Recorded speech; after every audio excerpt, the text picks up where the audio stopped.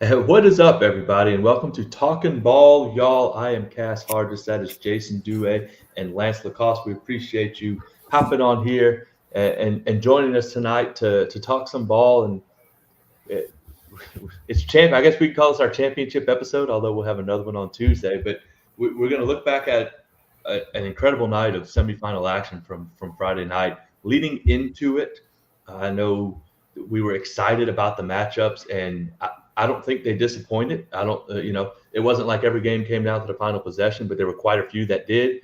And we had maybe the biggest shocker of the season happen in Division III Select as well, which we will get to. But what an incredible night of football in Louisiana high school football last Friday as 16 teams punched their ticket to the Superdome. We will take a look back at that right now. And let's go ahead and get started where we always do in Division I non-select. And within that, it seems like we always end up somehow finding our way to District 2 5A into the northern part of the state. We had Ruston. It seemed like a District 2 5A invitational in the semifinals of this Division I non-select bracket, but the Ruston Bearcats hosted the Zachary Broncos. Ruston was looking to punch their ticket to the Superdome for the fourth straight season, and they did just that, holding off Zachary 21-17. This was a high-level football game between two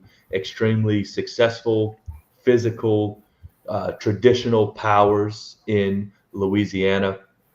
Ruston, Zachary, gets off the bus and they jump out to a 14-0 lead fairly quickly. Ruston's able to answer with three straight scores. No Dalen Powell, no problem for Ruston as they edge out the Broncos 21-17. Felt like one of those program victories for Ruston, falling behind quickly at home, but no panic. Like you said, three scores, 21 unanswered points to put them back ahead. Zachary got a late field goal, but yeah, I mean, this Ruston football team is just they find a ways to get it done. You know, they did it last week where they had to come from behind against Southside, and here they are again. And really starts with their defense. Didn't get off to a great start, but really shut down Zachary for the last three quarters of this football game.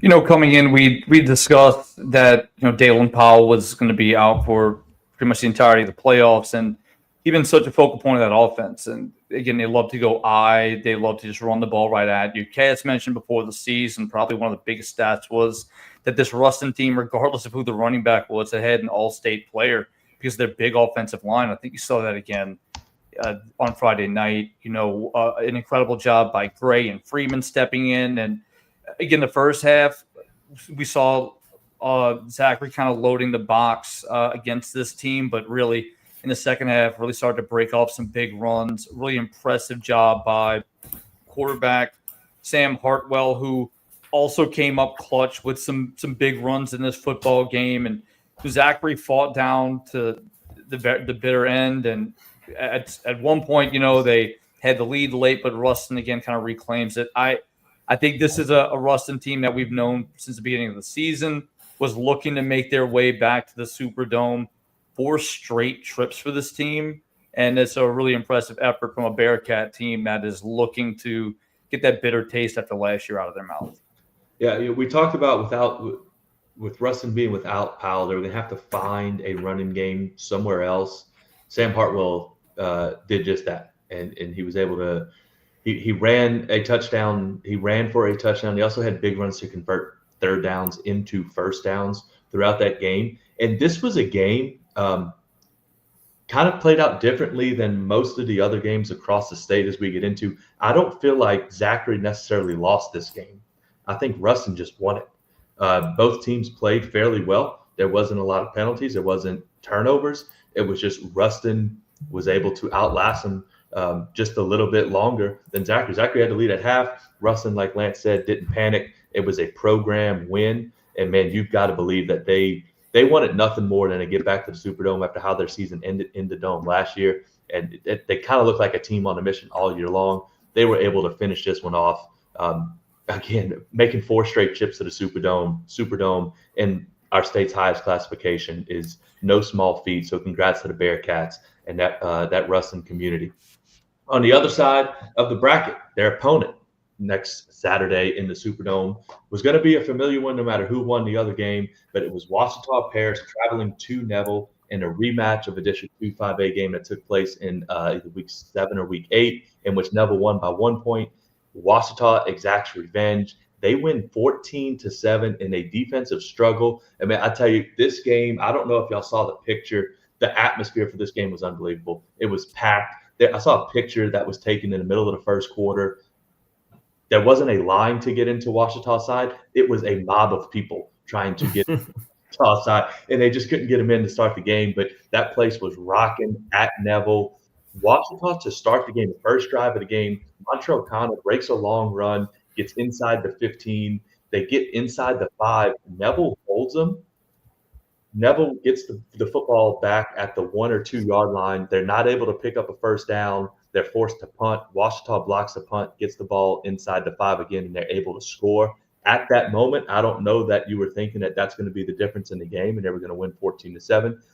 But the first 3 drives of the game were huge in determining who won this game. Both of these defenses, so good all season long. They were so good all night long. Ouachita able to come away with a huge 14-7 victory to punch their ticket to the Superdome for the first time since 1994. The first time these two teams played, it was 38-37. Is that correct? I'm almost positive Neville won by 1 point. And so I think we saw a couple rematches this weekend, and it was kind of a common theme that weather could have played a little bit of a factor. But I think huge shout out to these defensive coordinators and these defensive-minded head coaches and Coach Collins and the way they came out a second time around with a better game plan for these offenses, clearly, right? And Ouachita obviously just played it a little bit better, and a lot of it had to do with special teams play. But I think that's what you get a lot of times when you have really good coaching staffs that seen each other for the second time. These defenses really show up with a much better game plan that they've seen these offenses, and that's what you saw in this one. I mean, to be able to hold Neville for the first 3 quarters, to shut them out for 3 quarters. We've seen how good this Parker Robinson-led offense has been at Neville. And again, I mean, great job, obviously, by the Neville defensive side as well. So, pretty clean game. But, man, Ouachita found a way to win. It just feels like one of those games where it's really tough to beat somebody twice, especially when it's a very high-caliber opponent such as Ouachita. The atmosphere was ridiculous. Watching it, even guys, the vuvuzelas are still ringing in my ear from watching this football game. I mean, they came out amped up, and Cass mentioned it. Really, Ouachita came out putting that drive together early, weren't able to punch it in, but that special teams play. Again, special teams play block punt. They're able to punch it in, and their offense did enough. It wasn't an incredible offensive performance by either team, but again, credit to big physical defenses. Berryman in that front 7 for Ouachita Parish really applied the pressure to Neville, and it made all the difference in the world. Really weren't able to get anything going offensively, and that's a Neville offense we've talked about. Probably Neville being the hottest team, if not one of, if not the hottest team coming into this week. They've been playing exceptional. So for this Ouachita Parish team to maybe listen to that noise consistently, kind of realize, like, man, we were 1 point away from beating this team earlier in the year, and defensively played a very physical football game. Came away very impressed with Ouachita Parish, but not shocked by any means. This is what they've done all season, and it just finally things are turning in their favor. And now they'd love nothing more in that rematch with Ruston than to kind of complete their vindication and redemption tour after what was a tumultuous, rough regular season, which, again, they were in every single ball game, just couldn't come away with a big win against one of those Big Four teams. So really excited to see that matchup in the Dome. Yeah, I was gonna say that Neville stream, they got to have the best stream in the state. It's great. I mean, would y'all agree with that? Oh my God, It looks like ESPN. No, just everything about Neville seems so first class out there. They even got the commercials, man. They got unbelievable. Theirs is up there. LCA's is really good. Like, they have some really good streams across state, and Neville's is definitely up there. Incredible job. Yeah, no, they do a great job. And Jason, I was going to say the same thing that you just said. It almost feels like that 4-week stretch they had in the regular season, it's starting to turn, and it started to turn against Destrehan 2 weeks ago. Now they needed to do it. It obviously needs to happen one more time. But there were 2 things from this game. One, I don't think that we would do this any justice if we didn't mention this. And this is not why Neville lost the game. But there was a play, a pass in the end zone in the first half for Neville that could have been a touchdown, could have not been a touchdown. It depends. It almost depends on what you think a catch is and what a completion of a catch is. It was close. The ball looked like it was caught, got tipped away. It was called incomplete. The other thing, Washington didn't turn the ball over.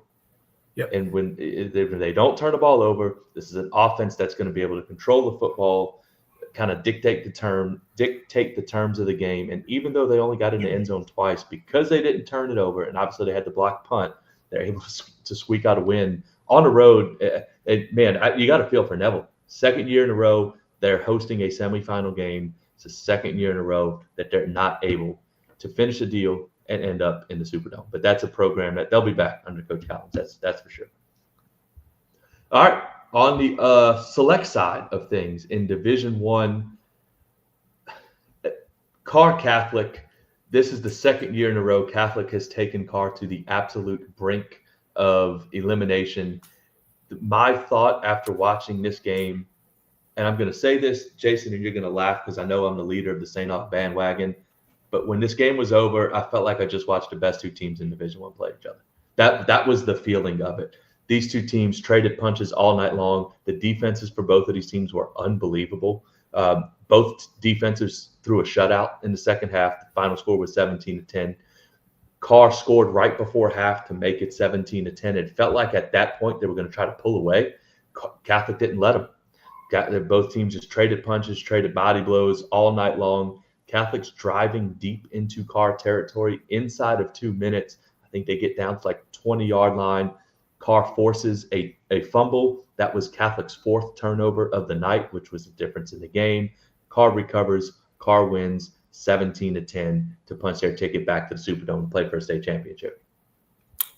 This game kind of went as I expected in the sense of I knew that Catholic was going to give Carr everything that they could handle. And they did just that. They turned it over. I think you already said, I think they turned it over three times, still kept this game that close. Was it 4 times? Yeah. 4 turnovers, still kept it this close. Some of that could have had to do with the weather, but as I kind of looked at the highlights and stuff of this game and the whole breakdown, it just felt like Carr's big-time players made some big-time plays when it mattered the most. Aiden Hall was unbelievable. I believe he had 2 of the turnovers. Richard Anderson was completely unblockable as he's been all year. And then the kid that really doesn't get enough love, in my opinion, is Romeo Brown. We loved watching him against Holy Cross early in the season. The only thing I don't like about this kid is that he's going to Nichols because I think he's going to be a monster. I think he's going to be a monster in the Southland Conference these next few years. And so super impressive. He'd be the best player on just about any other high school football team. But he had a big fumble recovery, and he's just you can't handle Richard Anderson because you also have to deal with Romeo Brown. There's no doubling anybody. And so, in the end, Carr found a way to win, which is what great teams do. This is the first time we've really seen this team be challenged. And so when they needed to get it done, they got it done. I think when you look at those turnovers, one of the big things that we didn't mention was a lot of those in the red zone. Like there was a lot of big red zone stops for this Carr football team. And if you go back to the preview show, I mentioned I felt like the strength of this Carr football team, as much as everybody wants to point to their offense, and rightfully so, there's athletes all over the field. I said I felt like it was this Carr defense. And ultimately, they stood up to the challenge yet again against a Catholic football team that's able to move the football in so many different ways as well. I said maybe one of the best multiple teams in the state. But looking at this game, the sky kind of started to open in that second quarter. And that was kind of one of the big things that we noticed was, and I think, Cash, you mentioned it, the last time that Carr lost a football game, it was in similar conditions, and I was there. It was against Acadiana. Now, what I think is the big difference is Trey Garrison. Trey Garrison and that offensive line I want to give credit to. A big game running the football, 121 yards on the ground. They did connect Johnson did connect for a 37-yard touchdown pass in the first half to Owens. But really, I think that run game, being able to run the football effectively in that type of weather makes all the difference in the world. Yeah, and I'm going to say this knowing full and well that this Catholic program is not in this thing for moral victories, but man, the last 2 years, what they've done in the semifinals against, especially this year, which until proven otherwise is the best team in the state, maybe by far. what they've done has been nothing short of unbelievable. They will definitely be back, but it was so impressive to watch these two teams go at it. Like you mentioned, in the conditions they were in, and yes, I know Catholic turned it over 4 times, but just the quality of play was so good. The quality of player on the field, it was fun to watch. It really was. It was really fun to watch. And, it stinks for Catholic. They're not going to like any part of it. But, man, what a showing and what a game that was. On the other side of that Division I select bracket, speaking of games, St. Aug Curtis in a rematch of a Week 10 game in which St. Aug in the Week 10 game scored the most points given up by a Curtis defense under Coach JT Curtis with 55. We knew that wasn't going to be the case again. But, man, what a game. St. Aug wins 31-29. They score on the last play of the game, the very last play of the game. They get the football. They drive down inside the 10. They hit a short pass with about 7 seconds left. It's blown dead out of bounds with 4 seconds left. There's one play left.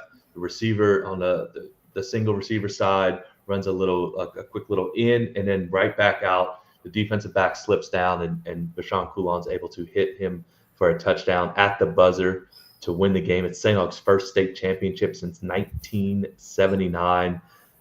The St. Aug defense, we said they were going to – they've shown up really all year long, but they were going to have to win football games for them. They kept them in it, and this offense came alive late. That last drive was a 70-yard, 6-play game-winning drive that came down to the literal last second of the game. What a football game. It's an unbelievable game by both of these teams. St. Aug's moving on to the Superdome for the first time since 1979. Everything about this game was everything you could have ever dreamed this matchup could have been in a Catholic League Coliseum. All the video footage coming out of it is just incredible with the crowds and everything. About the security at Gormley, or are we just going to let everybody run on the field? Everybody just ran onto the field. Nothing bad happened, luckily, but I mean, it was something else. I mean, I flipped over to this just in time for like when Curtis scored with 39 seconds left. Part of me felt like, man, I can't believe this is happening to St. Aug again because this isn't it's going to be the first time they lost in the semis, right? I mean, I think all the way back to me and Cass as little kids going to see St. Aug. Yep, they lost to West Monroe in the semis at Tag Gormley, and so it seems like they've been so close so many times. But at the same time, also knew 39 seconds was enough time for Bashan Coulon to get it done, to get it done just as he did. This kid, Derek Bennett, is the receiver that caught the touchdown pass. Mm-hmm. This kid is unbelievable. He's their third receiver, and he's unbelievable. He went off when Holy Cross was playing St. Aug real tight early in the season. He was the all-star of the second half that came on and made a bunch of catches. As we talked about, St. Aug is without their number 2 receiver, who's an LSU kid, I believe, or at least an LSU caliber player. And so this kid, Derek Bennett, has stepped up all year long. When they needed it most, they went to him as a single receiver. That was just a one-man route, it looked like, where he showed the slant, broke out right to the pylon, kind of picked on a younger cornerback of Curtis. But, I mean, that's what good coaching is. They knew where they had to match up. And then they got it done. It's really cool to see everything that Coach Valdez has done for that program. On the other side of it, John Curtis is ahead of schedule. They have a young team. London Padgett, the sophomore quarterback, is a really good player. He threw a beautiful touchdown pass in the second half. I think he had more than one, but he's a really good player. They have a lot of sophomores and juniors on this Curtis team. For them to be in the semis 2 years in a row with the young teams, that next year is really the year they're building towards. I know this John Curtis team, well, of course, they wanted to be back in the Dome. I think they're really excited about what they have in the future of their program. When you look at the game, and again, I got to watch it, it was a fun football game to watch. And Cash, you're talking about, it felt like the two best teams. I think these two teams are making an argument too. Yeah, I agree. Look, it was a really hard-hitting, fun football game to watch. I think the big difference was St. Aug jumped out early. A few mistakes by Curtis early on, but again, they fought back like they always do. And just it felt like back and forth. Like it seems like both teams kind of grabbed momentum at different times, and Curtis kind of went into their signature, let's melt down the clock mode and just continue to run the football down their throat. And it felt like things were kind of going their way. But Derek Bennett, as Lance mentioned, just a fantastic football game. And yes, he made the last catch, but really time and time again, he came up with clutch plays. Also, what about this St. Aug team, man? So we talk about that last drive, 39 seconds, they drove 70 yards down the field. in 6 plays. This is a really impressive effort by this offense. And again, to the same sense, impressive effort by this Curtis team, who they're not a passing football team. Like, they can pass, but they predominantly want to run the football. I thought Pageant did an incredible job passing the football for this team. We know this big physical offensive line.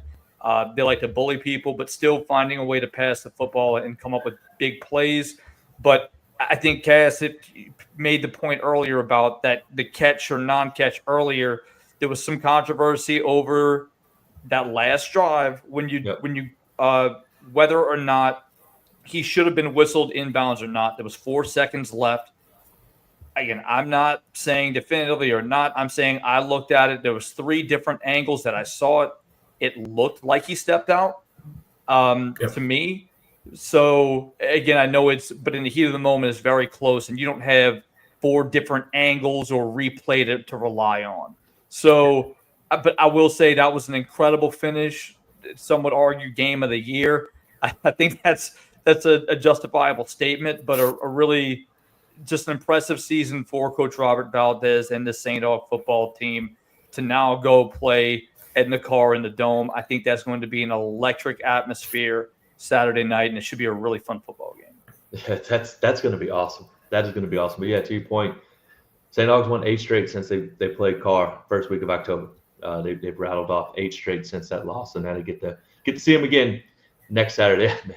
I can't wait to watch that one. We'll get into that Tuesday. Then we'll have to slow our roll down a little bit. In the Division II non-select side, you look at the bracket and you're going to see the number 1 seed and the number 2 seed playing in the Superdome. But the process for which it took to get there was anything but chalk. North DeSoto, the 1 seed, beats Plaquemine 58-44 on Friday night at home in Stonewall, Louisiana. Plaquemine jumps out to a 14-0 lead. They extend it to 30-14, and then North DeSoto's and that offense just got going. Luke Delafield, Kenny Thomas, the running back for North DeSoto, they did it on the ground. They didn't ask Delafield to throw for 400 yards, and like he's done so many times, it was Kenny Thomas, I think, rushed for 3 touchdowns. This was an impressive victory. One, because they beat this Plaquemine team was for real. That's a real team. But the way that it happened, North DeSoto didn't panic. They didn't freak out. They just continued to play their game. They went to the running game, like I said earlier, to try to turn out some explosive plays, and they did just that. They get a big special teams play. Kenny Thomas returns a touchdown returns a kick for a touchdown. They get a fumble return for a touchdown. This North DeSoto team, man, they're the real deal.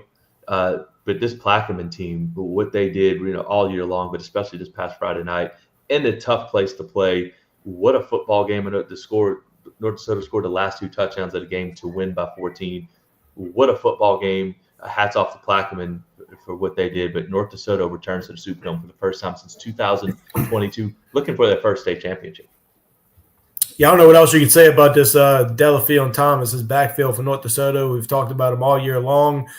I thought if there was a most impressive unit of the weekend, it would have been this North DeSoto offense. I saw this Plaquemine defense the previous week. I'm still confident when I say that Plaquemine is really good on defense, but North DeSoto goes and puts up 58 points. I think that just really speaks volumes to just how good this North DeSoto offense is. And so, yeah, I mean, pretty much leave it at that. This is super impressive. The coolest point from my notes here is that there's this North DeSoto team. They went to the Dome in 2022 as freshmen, and so now it's like these freshmen that have already kind of been there and tasted it. Now they get to go back as seniors. That's pretty cool. Yep. Yeah, I think when you look at this football game, it came really down. I got to watch it in its entirety, but it really came down to 2 points in this game. Well, first of all, when you look at the first quarter, you look at the final score, right? 58 points for North DeSoto. They put up a goose egg in the first quarter. Yeah. So the fact that they were still able to put up 58 points just speaks to the explosiveness of this football team. They came up with a big turnover in the red zone when the game was tied at one point and put up a touchdown. I think that was a big key. But also at the end of the first half, with the game tied, Plaquemine had an opportunity to go into the half and put up a touchdown, and they weren't able to do that. And when they came out the second half, with the game being tied, they decided to go for it on their own side of the 50-yard line, and it didn't convert. So I think ultimately that kind of played into the way this game finished out, and Luke Delafield icing it with 2 big runs at the tail end of the football game. This is a Griffins football team that we've talked about explosive offensively, and we kind of knew, even looking at last week when we talked about that Franklinton game, this is a really good football team, and they have a huge opportunity ahead of them in the Superdome. And I think it's going to be a really fun. We mentioned before the season, like this felt like one of the more wide open brackets, but we talked about North DeSoto kind of being on that short list, maybe even the front runner, even going in. And after that West Monroe game, kind of said for a while, like this felt like the best team. However, I think there's a team in that bottom part of the bracket that feels like they got something to say about it. There's no doubt about that. And this was, you're right. This North DeSoto team, they've been so impressive week in and week out all year long. Looking for the school's first state championship. They seem like they're on a mission. And you look, we can talk about being on a mission. Everybody wants to win the state championship. They have the players, they have the coaching staff, they have the culture to go do it. This is a fun team to watch. I can't wait to watch them next Friday. Their opponent, they'll play next Friday. Their opponent next Friday is the number 2 seed Iowa Yellow Jackets, who won last week, beat Belle Chase 28-21. They will make their school's first appearance in the state championship game. This is an Iowa team that I believe was the 2 seed last year as well, lost in the semifinals to Franklinton. They get another chance to host a semifinal game. The 3 seed Belle Chase Cardinals travel all the way from Belle Chase out to Iowa. Iowa wins 28-21. We talked about this last Tuesday leading into the week, looking at the weather. Special teams turnovers were going to be keys in the game. Belle Chase turns it over 4 times in this game. They lose 28-21. Look, this Iowa team is extremely good. This defense for Iowa is really good. When you add 4 turnovers to it, it makes it almost impossible to win. But credit to Belle Chase. Iowa gets out to a 21 or 20-7 lead. Belle Chase continues to chip away. They're able to cut it to a 28-21 final. Just not enough late, but extremely impressive season by this Belle Chase team. But Iowa moving on to the Superdome for the first time in school history. This was the one I was locked in on the whole night. Watched just about. I had this one going on my phone while I watched the Green Wave punch their ticket to the playoffs, and so this was a really good football game to watch. You did a pretty good job there summing it up. It was a game that Iowa was up by 13, 14 points the majority of the game, but Belle Chase just kept on swinging and kept getting back into it in different ways. My overall takeaway was that Iowa, this Iowa football team, their atmosphere was great. You can tell it's a team that has done a lot of winning recently, a lot of excitement in the stadium. The Iowa defense was really, really good. I know in the end, this looks like somewhat of a high-scoring game. It didn't feel that way watching it. It felt like every single yard was earned. And really a lot of the points were created off of turnovers. Caston Lewis is one of the best football players I've watched this year. He did it in all phases of the game. He was unbelievable on defense. He was everywhere tackling. He had a couple interceptions. He forced 3 turnovers on his own. And then even on the offensive side, it was crazy. He would force a turnover on defense, and then he'd line up in the backfield on offense, and then he'd go finish off the drive and finish what he started on offense. And so he was make it, take it. Yeah, he just himself. Yeah, I mean, it didn't matter. It didn't matter who actually. It didn't matter what team had the ball. He ended up with the ball somehow. And so, but he was great. The Iowa defense was great. And again, I was really proud of watching these Belle Chase team. They fought throughout. When it was 20-7, it felt like Iowa was going to put it away, and Dylan Carter broke a 55-plus yard touchdown, flying down the field like we've seen him do all year. And again, made it a close game. Then Iowa scored again. And then in the end, Belle Chase did have a chance. They had the ball with about 5 minutes left, couldn't get anything going, and Iowa ended up icing the game. But this was a really, really good game. Iowa is the real deal. You know, we didn't really know, and after watching them, we know they are really good on defense. And they have one of the best players that I've seen. The challenge about kind of gauging Iowa all season hasn't been if they're good. It's been, well, how good has their competition been? And no offense to their competition, but when you look at a team that's beaten every single opponent by 14 plus before they get to the playoffs, you kind of look at it, well, maybe there hasn't been the best competition. But even when they're playing these football games late in the season, in December, they're still winning these football games through, again, their playmaking ability on offense and their defense. And I think that's what's so impressive about this football team. They just find a way to win, regardless how it is, regardless if they need to lean on their defense or their offense. They just consistently find ways to win. Back-to-back weeks, they win by the same margin at home in front of their crowd against two really good football teams from this area. So I think this is a team with an opportunity that they're going to go to the Superdome for the first time. And what I love is in this division, we are going to see a brand new state champion, a team that has never won it before. And that's what this is about. And I think that's going to be really exciting. We talk about Cass and Lewis, but this whole Yellow Jacket football team, they're fundamentally sound. Really excited to see how they play this Griffin football team in the Superdome. And I think this will be one of the more interesting football games that we get to see this week in the Superdome. Yeah, and this is a rematch of we talking about North DeSoto making it to Dome in 2022. They beat Iowa in semis. So this is an Iowa team. This senior class has been to the semifinals 3 times. They finally get over that hump to win and make it to the Dome. So very interesting. They also played in the 2023 quarterfinals. So these teams are going to be familiar with each other. It is going to be nice to see a first-time winner. Lance, you mentioned the atmosphere at Iowa. I'd like to commend whoever it is that takes care of their football field. Their football field looked immaculate. It was grass, like the grass was green. It looked sharp. Cool setting down there for some high school football down in Iowa. On the select side in Division II, 2 familiar foes. The number 1 seed, St. Charles Catholic Comets, hosted the number 4 seed, U High Cubs. I think, what are we, 30-ish minutes in, and I think this might be the 3rd or 4th time we said this. This might be the game of the night. But these 2 teams, it seems like they play every year, twice a year, and every time they get together, it is a game exactly like this. St. Charles storms out to a 20-0 lead. U High just chips away. Again, no panic from either one of these teams, but especially U High, they just keep chipping away. They get it to within a score. They score with under 2 minutes left. And what do we talk about every time we talk about St. Charles Catholic?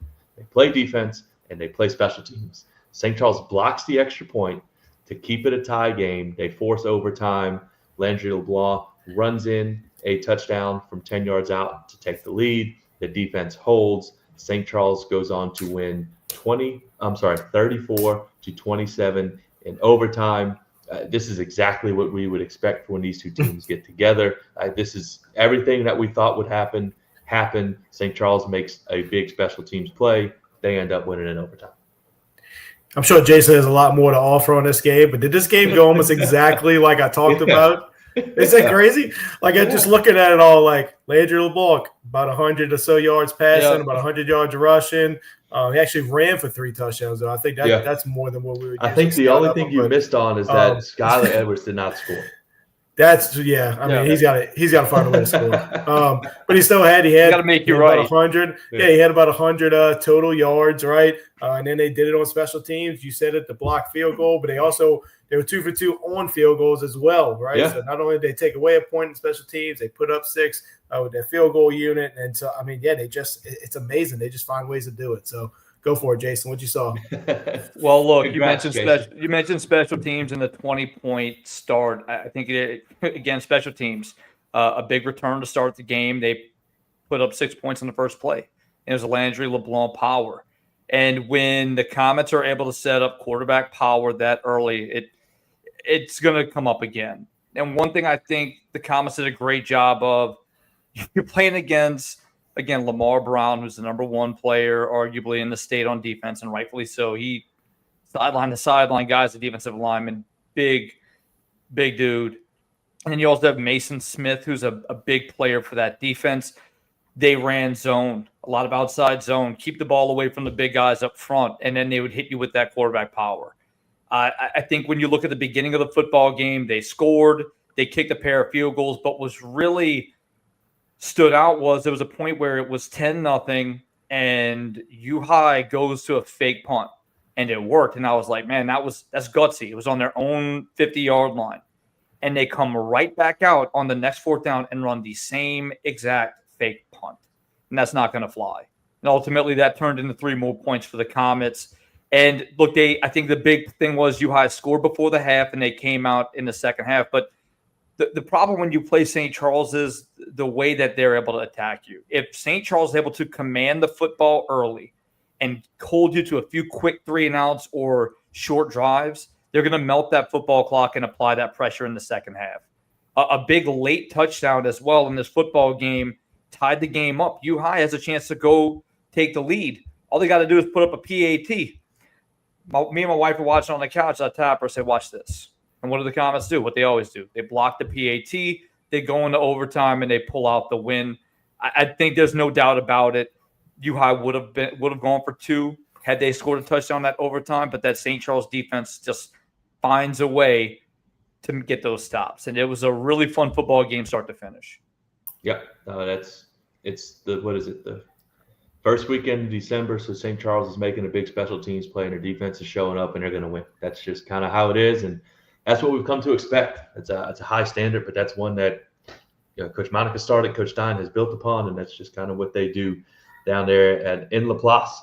Their opponent on Friday in Division II Select State Championship game. Look, this may sound crazy, but of the teams that have made it to the Superdome we've talked about so far, maybe the most unlikely might be the defending Division II Select State champs and Shaw Eagles. Shaw goes on the road, plays Vanderbilt Catholic team, hosting maybe the biggest game ever in the history of their school. It's raining, it's cold, it's all the things. Shaw pitches a shutout. Coach Gigan at defense do a tremendous job. Maybe most impressively, Shaw kicks a few field goals in that weather. They're able to get a lead and then kind of extend that lead. But this is a Shaw team, not just last Friday night, but they've gotten – you can just go back to Week 10. And from Week 10 on through, they've gotten so much better. And that's kind of – we would expect nothing less from a Coach Hank Tierney coached team. But Shaw making their second straight appearance in the Dome, looking to win their second straight Division II Select State Championship. Vanderbilt Catholic had a great season. Nobody has beaten this Vanderbilt Catholic team the way that Shaw beat them. It felt like the conditions really played right into Shaw's hands with, we know, their physical, nasty defense and want to run the football. And so it seemed like just Shaw was probably built much better for these conditions. And it's tough this Shaw at a 7 seed. You said it. They had some ups and downs throughout the season a little bit, but it's because they played an unbelievable schedule. Like we talked about, they played 6 teams that are currently in the semifinals or played in the semifinals. And so I think you're just seeing these guys really reap the benefits of being so battle tested that nothing is going to put these guys on their heels. A muddy field, rainy weather, on the road at Vanderbilt Catholic. They played Carr. They played St. Aug. They don't care, And so I think that's what you see out of this Shaw football team is just they're a very gritty football team that's going to find ways to win, and they're not going to back down from anything because they've already seen the best. And so, beyond that, I mean, this was a closer game than what the final score showed. This game was 10-0 in the third quarter. And so, going into the fourth quarter, I believe it was only 13-0. So this game wasn't as bad as it ended. But with that said, just kind of watching the flow of it felt like Vanderbilt Catholic was never going to get anything going against this Coach Giglio defense of Shaw. Well, they only had 58 total yards through 3 quarters. Right. And I think that's a tribute to this Shaw football team and the defense that they played, but also, the elements are undefeated. And I think when this is a Vanderbilt Catholic team behind their quarterback, Kenny, they do like to pass the football, and it was made very difficult. Besides the fact that you already have a really good secondary in Shaw. We've established that plenty of times. So you're looking at a really good secondary plus unideal conditions. I mean, it was a recipe for disaster. And Shaw had to overcome some craziness at the end of the first half. They weren't really thrilled about the way it ended. They thought they should have got another playoff, still going to the half 3-0. But to your point, Lance, the score was 13-0 in the middle of the fourth quarter, and Vanderbilt Catholic had the ball within their own 20-yard line, and they realized, we have to go for it. So they go for it, they fail to convert, and then Shaw puts up a touchdown and returns an interception for a touchdown. So that's kind of how you had those points tacked on. Both teams played a very physical football game. Vanderbilt Catholic just really struggled to get anything going offensively, but that's a credit to Shaw's defense. Both teams played in the same type of environment, same type of weather, And Shaw's ability to run the football really shined bright in this game, along with their swarming defense. Their defensive front really made some big plays, along with I think his name is Webb up front, really was kind of all over the field. So I'm really impressed with the Shaw football team. Now they have to go play St. Charles, which is a game that they remember. We talk about one of the more unlikely paths. Remember, Shaw dropped their last 2 games going into the playoffs, and the St. Charles game was one of them. I don't think this team looks the same after the past few weeks, and I think they're going to remember and keep that in mind as they head to the Dome. Yeah, the defense has been kind of you can count on the Straw defense every week. They've kept them in every game, and that offense gets going. It's going to make for a very fun matchup in the Superdome with St. Charles, a rematch, like you said. I think St. Charles won 24-0 in the first time they face each other. I don't think that's going to be the case again. We'll see. In Division II non-select, Sterlington hosted St. James, and I think if there was maybe outside of a game we'll get to here in a little bit, a game where you looked at the score and was thinking, wow, how did that happen? This may have been it. That's not to say this Sterlington program, they're in the Superdome for the 5th time in the last 9 years. So they're used to winning at this level and getting to the Superdome. But man, what they did to St. James in the semifinals, this was a 28-24 game at half. Sterlington outscores St. James 28-0 in the third quarter and runs away with this thing. Sterlington rushes the football as well as anyone in the state. St. James, all kinds of talented athletes, just not a match for Sterlington. Sterlington wins 63-38. Yeah, this Sterlington team, we followed a good bit during the season. I mean, they've made it look easy all throughout the season, except for when they play 5A teams. This feels like a team that if they were in Division I non-select, they might have played this weekend as well, or at least been close to it, And so, I mean, they're such a good football team. Now, this St. James team, they did keep it pretty close in the first half, but Sterlington's defense settled in. I want to say St. James maybe didn't even score in the second half, and then Sterlington, their offense just never stopped scoring. And so, but I believe it was 28-24. Sterlington was up, and then just continued the onslaught of scoring, And so, this Sterlington team, and I will also add Sterlington's uniforms. I really like them. The all black with the Panther claw and the helmet. They got a heck of a program that's been here for years. So it feels like just another Sterlington team here. And again, we do want to go ahead and shout out real quick before I talk about this to see Cheese in the we've got a lot of action in the comments. Look, about to say we got a lot. There's a lot more than usual. Look, we want to thank him and the guys under the lights for allowing us to be able to stream now on Facebook. We see Larry as well, Larry Reed commenting. We appreciate y'all. Look, this Sterlington team we kind of mentioned. This is a team that just feels like a different kind of beast. Their only 2 losses to the 2 losses for the regular season were against Ouachita Parish, which is a game, guys, that ultimately it really felt like they should have won. Like they were in that football game late. They gave up a late pick 6, I believe it was, and some crazy things at the tail end of that football game. And at the end of that Neville game, it was really just insanity. So this team has been under the pressure cooker all season long. They've felt those big moments. And they scored 3 touchdowns in the second half in under 3 minutes. So they jump out to a 21. They go 21 points in the beginning of the third quarter. They tack on another one. They go 28 points in that third quarter. And ultimately, that won the football game. This is a St. James team that's been big. They've been physical. But Sterlington just feels like just another level. And that's not something I would have thought I'd be saying tonight. I'll admit it. Like I really thought St. James would go give them a big give them a closer game. And St. James put so much emphasis on this football game. And I feel bad for the Wildcats, but look, the Panthers looking to make it 2 in a row, and they're excited about their opportunity to go play Gina. Yeah, this Sterlington it's a program. Like it's a real program. It seems like they switched what we're calling them now, divisions, classifications. They've been, I think, in all of them between Division 2 and 3. They just win. And they win. And this is it's not just their football program, their baseball program's the same way. Like some of these schools, it's funny how it works. Like there's an athletic department. They are first class in everything they do. They're really good at everything they do. And they know the trip down to New Orleans very well, and they get to make it again this year. They will face, as you mentioned, Jason, a Gina Giant team making their first appearance in the Superdome.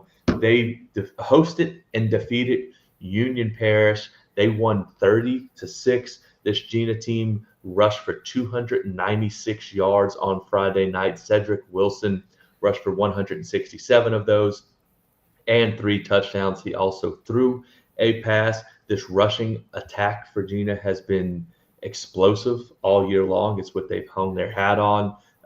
They beat Union, which is an extremely talented football team, 30-6, and they've averaged more than 50 points a game. It's almost like Union held them to 30 points. Is kind of almost how this feels. But this Gina team, man, the Gina Giants, that had to be an incredible atmosphere on Friday night.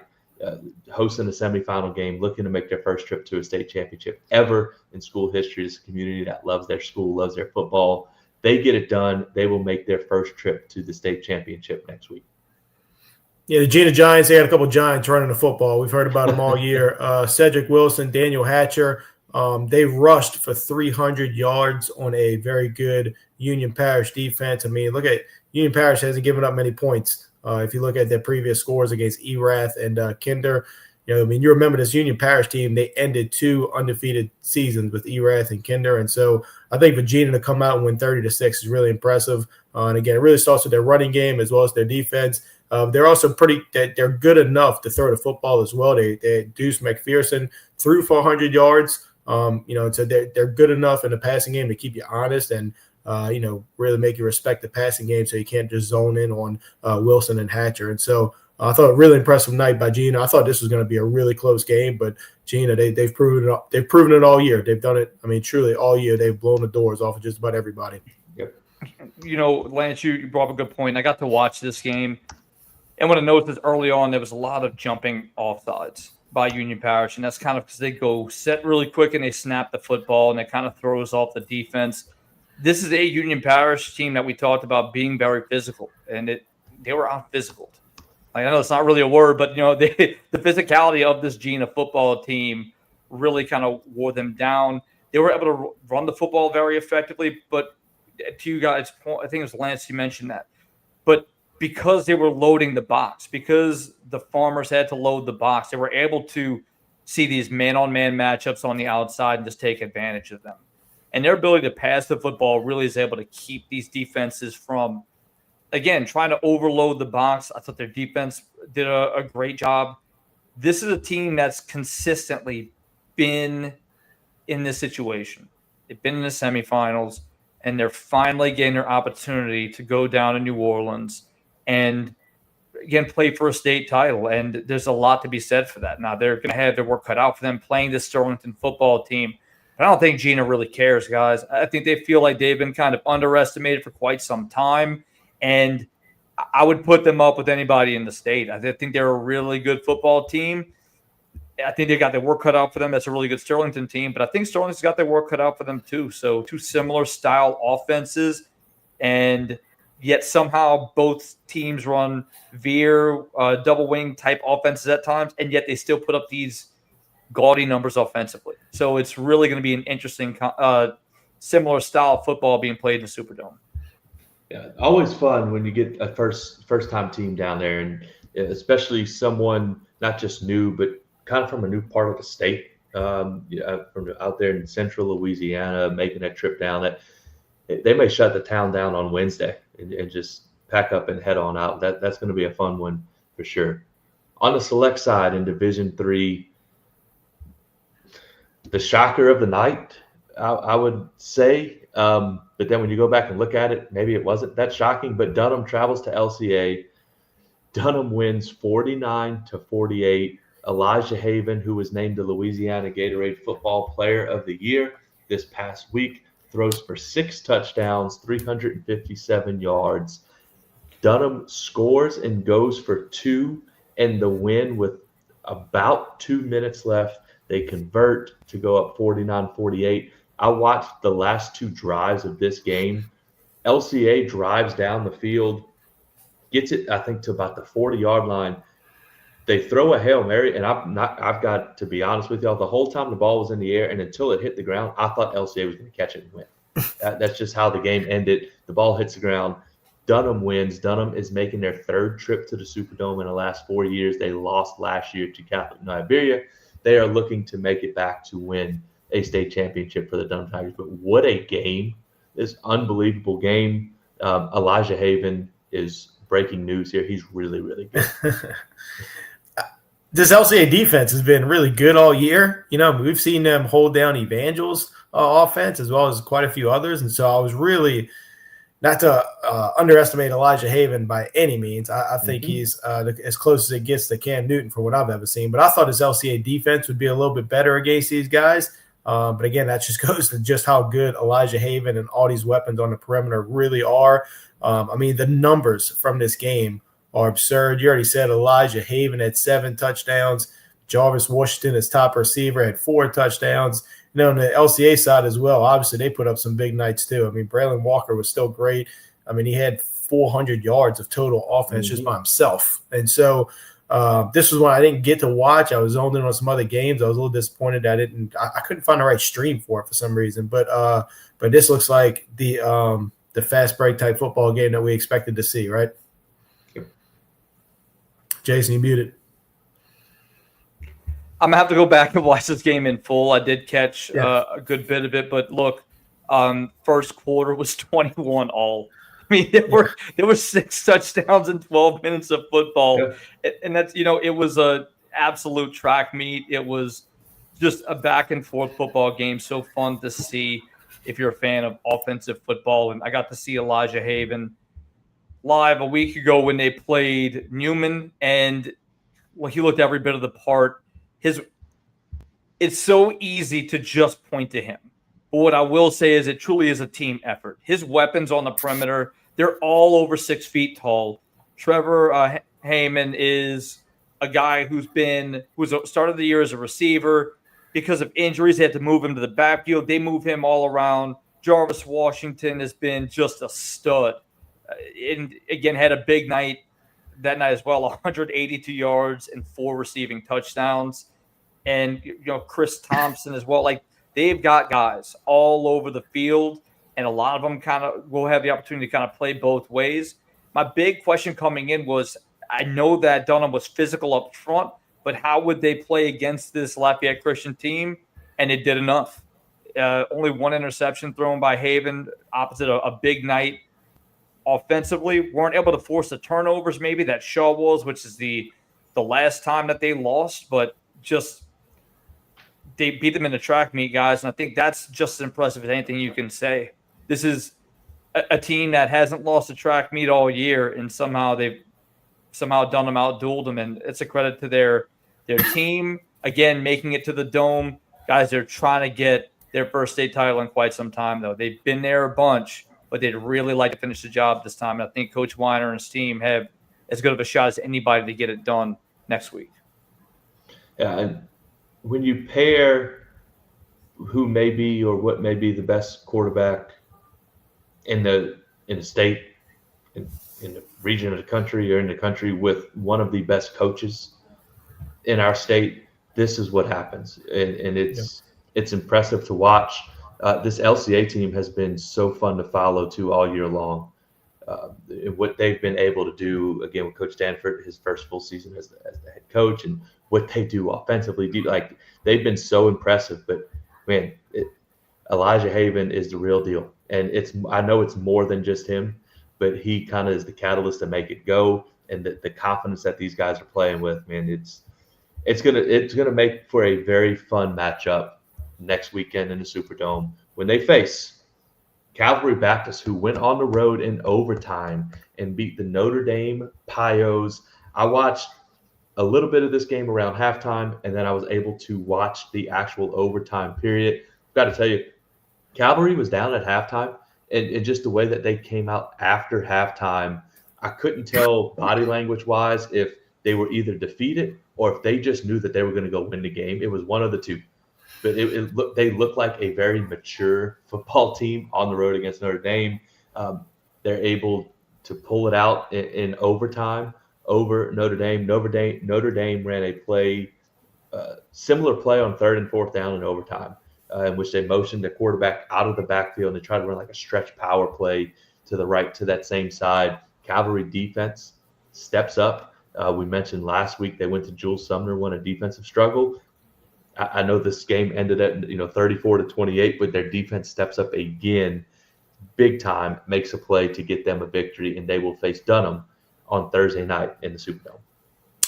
Usually when you think of Calvary Baptist, you think of offense and a lot of points being scored. I think that's just been their MO over the years, but it's really been their defense that is getting it done. They have a sophomore quarterback, Hudson Price, that's a good player, but I think they really lean on their defense. They're a little younger on the offensive side. And like you said, I watched a good bit of them last week. Every time their backs were against the wall last week against Sumner, their defense found ways to get it done. And it sounds like they did the exact same thing in overtime of this football game when their backs were truly up against the wall and they had to ice the game and get a win. They found ways to get it done in overtime. Yeah, it seems like this Calvary's in this situation every year too. Between Dunham and Calvary, I mean, they've been in the dome their own fair share of times. Calvary, I think it seems like they had a group of guys who just found a way to put it together at the right time. They played a pretty tough regular season schedule as well. They beat a Franklin Parish team that I mentioned way in the regular season, way early on, that they felt like one of the teams that had the most athletes in the entire state on one team. Obviously, Lutcher beat them, but still, Calvary was able to beat that football team. And again, this is just what Calvary Baptist does. Like they're road warriors. They kind of embrace that. They go on the road and win big games. And Notre Dame we talked about, there's a team that hasn't been below a 9 seed under Coach Cook, to our knowledge. So there's a program with the Pios that they find ways to win in big games. And unfortunately for them, they weren't able to pull it out. But man, I think this sets up for a really fun matchup between Dunham and Calvary Baptist, offense and defense showcase. I think this is going to be a very interesting game. See if somebody can slow down Elijah Haven, and will it be these Cavaliers? Yeah, that's definitely going to make for an interesting game Thursday night. But what a season for Notre Dame, and obviously what a season for Calvary. But anytime you're able to go to Crowley and beat Notre Dame, that says a lot. And that the last 2 weeks for Calvary on the road at Jules Sumner, on the road at Notre Dame, 2 very impressive wins. And excited to see them in a Superdome versus Dunham. All right, Division 4 now. We'll start on the non-select side. Haynesville, the Golden Tour, hosting Jeanerette. Haynesville goes on to win 47-6. Jeanerette making their first appearance in the semifinals. Haynesville they just schedule the semifinal game every year because they're in it every single year.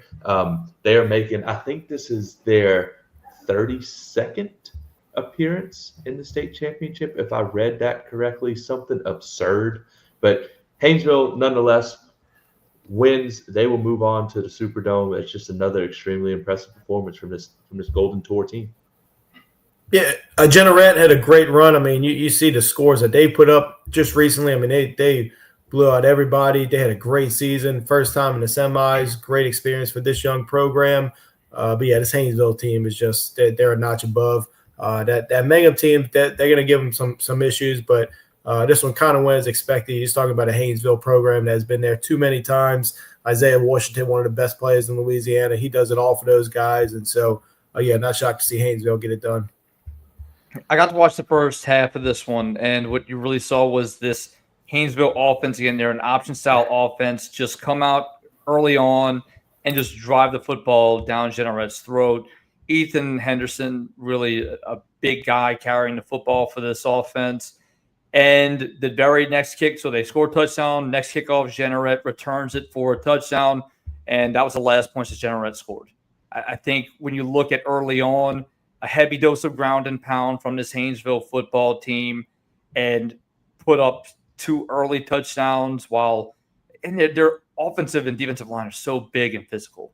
And they got guys that are playing both ways, but really what kind of did them in was 2 pick sixes in the first half, one by Isaiah Washington and one by Donnie Critton, who both guys are all-state caliber players and putting it on. And I think this is a prime example of a team that's consistently there and generate a team who was looking to finally get there. And unfortunately, even though we love the Cinderella story, sometimes the clock strikes 12 and everything kind of goes back to normal. But I don't think Generate's going to be a one-off team. This is a team that I mentioned before the season. They've truly been building, and unfortunately, they run into a Haynesville team that's just constantly there and just had too many athletes. Yeah, Haynesville again. It's just this program is. I don't know that we can say anything that hasn't been said about them already. It's unbelievable and extremely impressive what they've done. Lance, you mentioned your Purple Dragons, the Mangum Purple Dragons hosting South Platte. South Platte making a long trip up to North Louisiana. Mangum wins this one. They're 49-14. A great year for Coach Feet and the South Platte team. This was going to be a tall task and a huge ask of this team, regardless of where this game was played. You add in the travel, it makes it even more difficult. Willie Randolph scores 4 touchdowns for Mangum. This is Mangum's looking for their first state championship since 1956. Purple Dragons get a huge semifinal win at home. Nice, you're muted. Mute button's undefeated. Man, that was my first time doing that too. Call both of us. Mangum, you said running back at a great night. They have a really big offensive line for a 1A program down there, and so they got it done with their running game as they usually do. Mangum had some of the best uniforms on the night as well. They're all purples, really like those. But yeah, South Platte had another great season. Great career by Roderick Parker. He was a 5-year starting quarterback for those guys, and I believe he went to the semis every year or further. And so yeah, really good stuff out of Coach Feet as usual. Another great season with South Platte. But this Mangum team, we kind of seen this one coming all year long. They've been great all year. There's a reason they were ranked number 2. Mm-hmm. Coming to postseason play, this team had been tested, I would say, in probably the toughest. I believe they're in. Was it a 2A district? I lose track at this point. I believe there was a 2A district. Yeah, that's right. Mangum yes, because they played with Washita Christian along with Oak Grove. I mean, it was brutal. And for them to come out the way that they did, I believe they lost to Gina in a really high-scoring game early in the football season, and then they lost to Washita Christian. Those are the only 2 losses they've had, but they've been very consistent all year. And I think this is a team that feels like they have an opportunity. They've been in this position before. They would really like to get this title. Again, as Cass mentioned, their first opportunity in quite some time. I'm saying to bring it home, I should say, because they've made it in that stretch in the 2000s. But again, I think this is a team that have a great fan base. They travel really well, and you guys, again, if you watch the videos from those games, man, they get hype. It's not a massive stadium, but they get loud. One of the coolest entrances for a smaller program, and it's easy to kind of get caught up in that dragon hype. But they're going to have their work cut out for them against the Golden Tornadoes, and we'll see. This will be another intriguing matchup in the Dome. Purple Dragons. I always love to see the good Purple Dragons make a trip in the Superdome. On the select side in Division 4, Ascension Catholic, Westminster Christian. I think the story of the night here in this one, well, I don't think. The story of the night here in this one was Trevin Simon breaking 2 state records for Ascension Catholic. He came into the game needing 67 yards to break the single season rushing record. All he did was get 369 yards. So not good at math, but that's more than 67. So he broke the record. He also needed 2 rushing touchdowns to break the single season state rushing touchdown record. Again, not great at math. 6 is greater than 2. He rushed for 369 yards and 6 touchdowns as Ascension Catholic goes on to beat Westminster Christian 45-14. I'm not sure any of us saw this one playing out like No. this. I thought this was going to be a really close game. This was definitely one of the most surprising ones. But when anybody goes for 369 yards and 6 touchdowns, it's probably not going to be a great competitive game, right? I mean, that's some unbelievable numbers out of Trevor Simon, and this is all with a first-year head coach as well at Ascension Catholic. So he's certainly off to a great start. It's Taylor James getting the Ascension Catholic Bulldogs to the Superdome. I mean, this isn't new though. Simon, he clearly set the record, but this is what he's done all year. This is what this offense has done all year, and for them to come out with this type of offensive performance is one thing, but defensively to hold this Westminster Christian team to 14 points is really impressive. Stephen George and that offense have rolled for a large portion of the season. And look, their defense has been, I'd say that was talk about the strongest 2A district. That was the strongest 1A district in the state that they played in. Again, a lot of the teams sitting in this top part of the bracket with St. Edmund and Catholic Point Capee and Sacred Heart. So, I mean, this is a really impressive win for Ascension Catholic, but this is a program that consistently hangs around. They're constantly in the semifinals. So this is their first trip since 2018, but really this is kind of what they do. They have their first opportunity to win a title since 1992. That'll be the question. Can they go into the Dome and take care of business? And I think this will be a fun matchup on the other side as well. Yeah, no doubt. It's this Ascension Catholic team. I think it was 2018 was when they won it last, and then now they're back and with a running game led by Mr. Simon. I'm not going to count them out, but this was very. I don't know if we saw this one with Westminster Christian. Well, they gave up 42 points last week, and then they shut out this Westminster Christian team through the first half. Like that. That's just makes no sense. Yeah, so it almost feels like Westminster just didn't bring their best game maybe that night too. Yeah, no, that's true. Like it just didn't make any sense. Yeah. Last one here, the last semifinal of the night. Definitely not the least important, but Riverside Academy. I tell you, River Parish, stand up, Jason. Is that what we say down there? We're in. I guess so. Riverside Academy defeats the Blue Gators of Ascension Episcopal 42-14. This game was close early, and then Riverside just runs away with it. Ascension Episcopal had a great year. Blue Gators under Coach J.J. Magic, tremendous season. This Riverside team, for as we'll call them young as they are, feels like they're maybe just a little bit better than everyone else, and that's kind of what has been playing out over this playoffs. But we talk about how young they are. Their senior running back Jaden Abukwe, 36 carries, 278 rushing yards, 6 touchdowns. He has rushed for over 2,000 yards on the season. This Riverside Academy team under Coach Lee Roussel making a trip back to the Superdome as they defeat the Blue Gators. It feels like Obikwe and Simon were kind of competing against each other, right? So you could have more touchdowns on the night. But this Riverside team, all I can think about is I saw these guys play early in the season. I was so impressed with how good they were early in the season. And when I saw them, it was without Jaden Obikwe.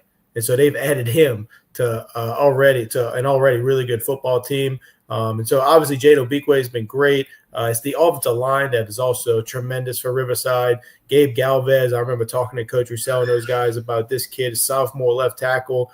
He's going to be a big-time recruit over the next couple of years. And so, Coach Lee Roussel, he's an offensive line guy. And so when he has a weapon like Obikwe in the backfield behind his powerful offensive line, I think that is just a perfect blend. And then on the other side, Coach Latchley and his defense coordinator there does a great job. Everybody in the coaching realm knows Coach Latchley and has a ton of respect for him as well as defense coordinator. And so I just think they got a great thing going out there in Riverside. And like you said, they have a bunch of young kids. Like we really didn't hear from Boogie much at all in this game. No. So, I mean, we're talking about another weapon that we didn't even see a whole lot from, And so they can beat you through the air. Right, they can beat you through the air. They can beat you on the ground. They're great defensively, and they're doing it with a lot of young kids too. So this Riverside team, this Riverside program, they're going to be a problem this year and for years to come. That's what's so scary is that they are so young, and it seems like this is the first step in what is going to be a few teams in a row that have a really good opportunity. We talked about before the season. Their secondary head was filled with 8th and 9th graders. And we know Boogie kind of plays a little bit of both ways, but he's another weapon he's sophomore. So he adds a lot to the offense as well as when he steps in there on defense. Bourgeois, again, a senior quarterback for them who adds another dynamic to this offense as well. Obikwe is a guy who I've been talking about since before the season. And again, he transferred over from East Jeff and really has made his impact on this football team. And I think that's what's so interesting is two high-scoring offenses, but both have really relied on that run game. So I think that's going to be a really fascinating matchup in the Dome. What is important to keep in mind is this Ascension Catholic team is kind of like Riverside's boogeyman. Like they've kind of been the team that has ended Riverside's season quite a bit. So I think Riverside is very well aware of that stigma, and they're definitely going to keep this in mind when they look out for this football game. But I don't think you need any more extra motivation when you have a state title on the line. However, I do think when you're playing a team that you really want to see, it can add a little bit of extra motivation. And let's be honest, guys, everything is a game of inches at this point once you step foot on the Superdome. So really interested to see this game between two really solid rushing attacks. Yeah, no, that's going to be fun. It's definitely going to make for some interesting matchups in the Superdome, as all of them are. I can't wait to not just get into them and dig into them on Tuesday night, but see them happen this weekend. But it was a tremendous Friday night, semifinal Friday night in Louisiana. The weather, although it did, maybe affect some games, it for the most part held off, and it created some tremendous environments and tremendous atmospheres for these kids to play in. It was a great week. Semifinal week's always fun, but all roads now in the Superdome, and we're down to 8 games left. 16 teams are left in the state. On Tuesday night at 8:05, we will get into all of those in great detail in all 8 games.